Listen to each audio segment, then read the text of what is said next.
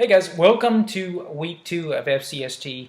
And this week we're actually going to dive straight into our content this week and start reading the textbook Keys to Success and having a more typical week than we had last week. Last week you guys did a really great job sort of getting on that discussion board and introducing yourself. And we will have discussion posts each week normally, but they're going to be centered now more structured around the content that's in the book and the topics for the week, and sort of you're still going to get a chance to reflect on how that ties into you.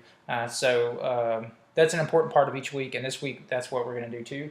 And this week our topics are sort of college and what to expect from college, and also the things that college expects from you in terms of attitudes and actions for success. And that's the subtitle of the chapter.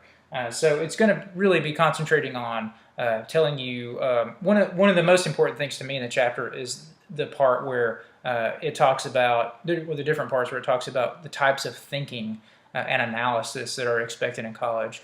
So those are really important to me in terms of the reality of what is going to be important to you. The culture of college, that's the section that's really important.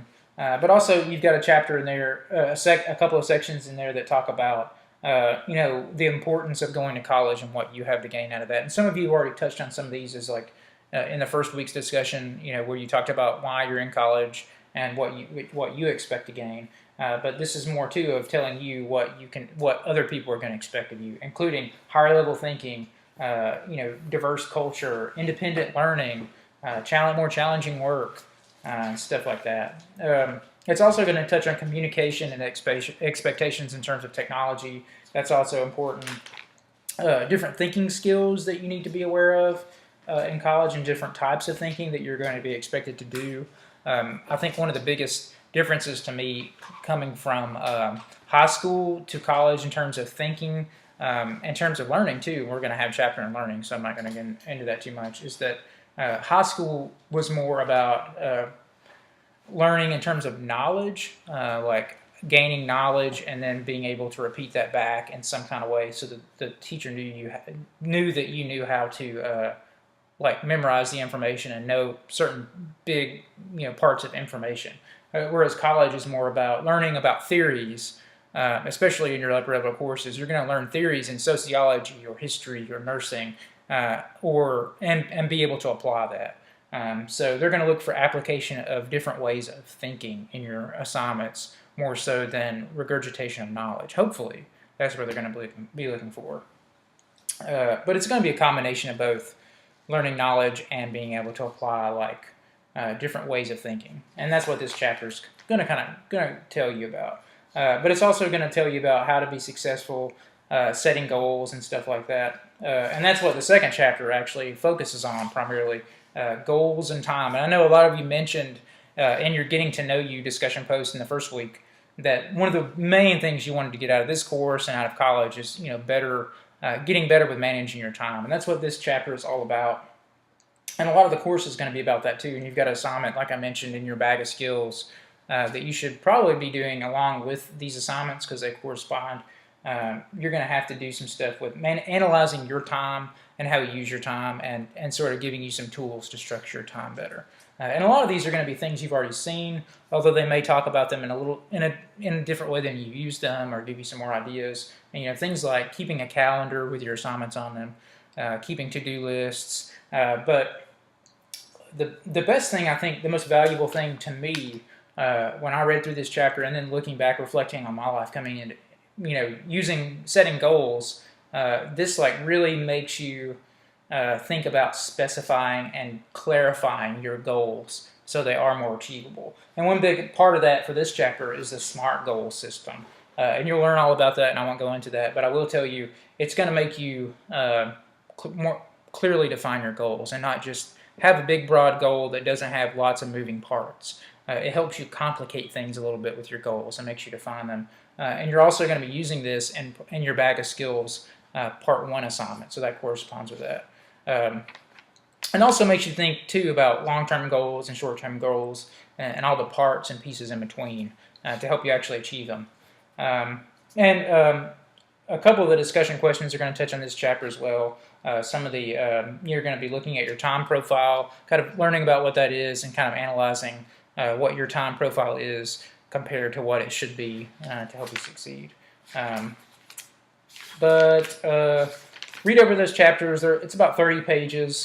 Not too difficult to read. Probably give yourself 45 minutes to be able to read it all and kind of think about the things and apply them.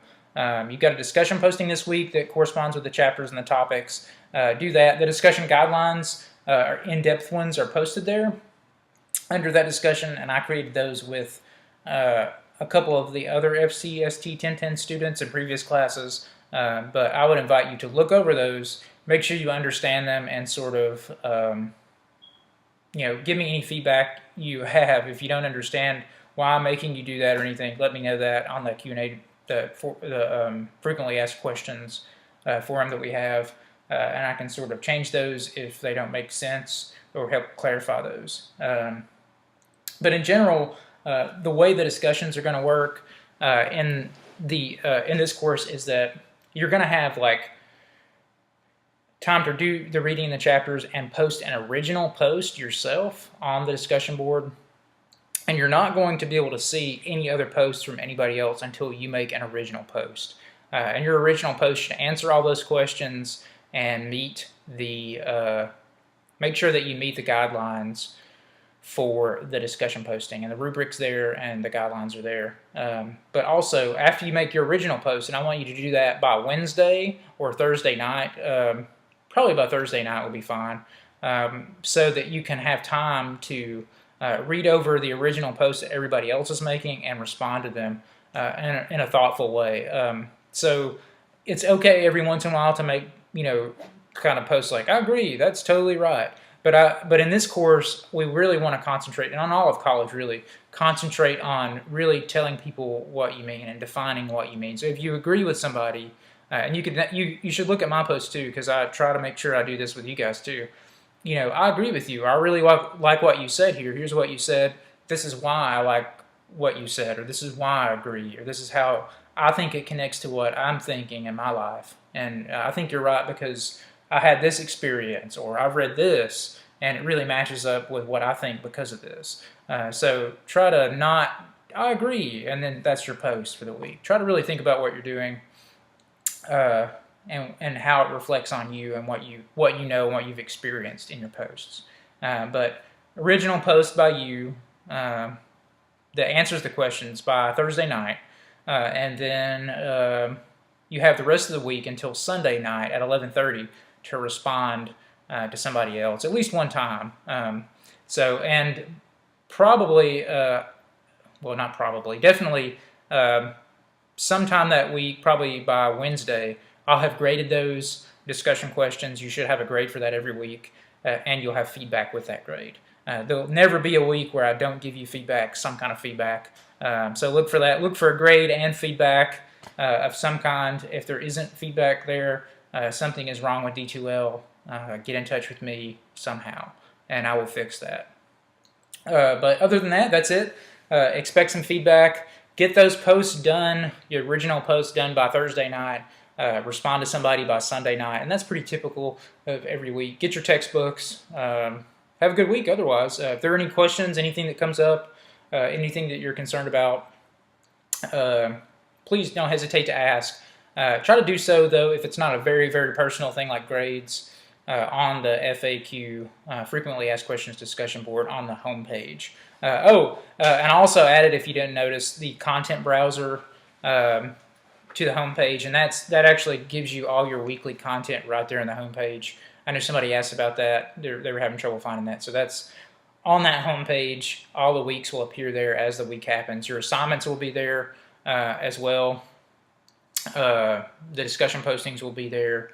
After the let's see. So when you go to turn your assignments in, when you've got a major assignment due, the place where you post that or upload that will be in that weekly folder for that week. And those are all posted. The due dates for those are going to be on the calendar, and they're also on the syllabus.